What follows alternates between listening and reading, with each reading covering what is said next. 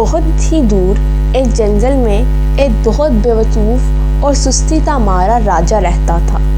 دنیا میں شاید ہی تو جانتا تھا کہ اس کی سلطنت کہاں واقع ہے۔ وہ سارا دن اپنے تخت پر لیٹا رہتا اور اس کے ملازم مور کے پروں سے بنے پنکھوں سے اسے ہوا کرتے رہتے۔ ایک دن اس نے فیصلہ کیا کہ اسے بھی شادی کر لینی چاہیے۔ اس نے اپنے وزیروں اور مشیروں کو دنیا کے ہر کونے میں بھیجا۔ اس کے وزیر اور مشیر بھی اس کی طرح کے عقل مند تھے۔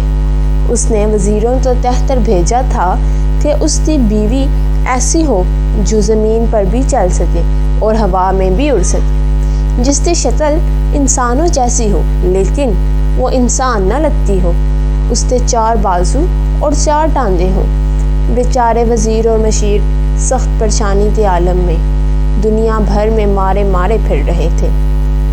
تبھی انہیں راستے میں ایک بہت عقل مند بوڑھا ملا جسے انہوں نے اپنی مشکل بتائی۔ وہ ہنس کر بولا، یہ تو بہت آسان ہے، یہاں سے ایک بندریہ پکڑو اور اپنے راجہ کے لیے لے جاؤ۔ مشیروں وزیروں نے اس کا کہا مانا اور ایسا ہی کیا۔ راجہ نے بندریہ تو دیکھا تو غصے سے کہنے لگا، تم پاگل ہو، یہ تو بندریہ ہے۔ تو وزیروں نے راجہ تو جواب دیا، راجہ کا راج سلامت رہے، حضور نے جو شرطیں بتائی تھیں اس پر یہی پوری اترتی ہے۔